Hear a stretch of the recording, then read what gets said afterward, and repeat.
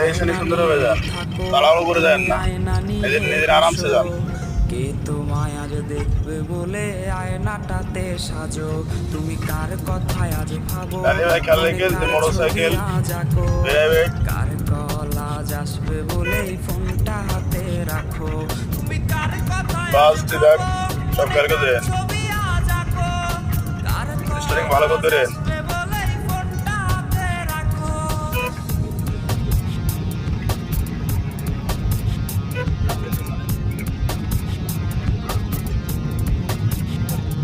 Medium যান, যা করতেছেন পজিশনে করেন।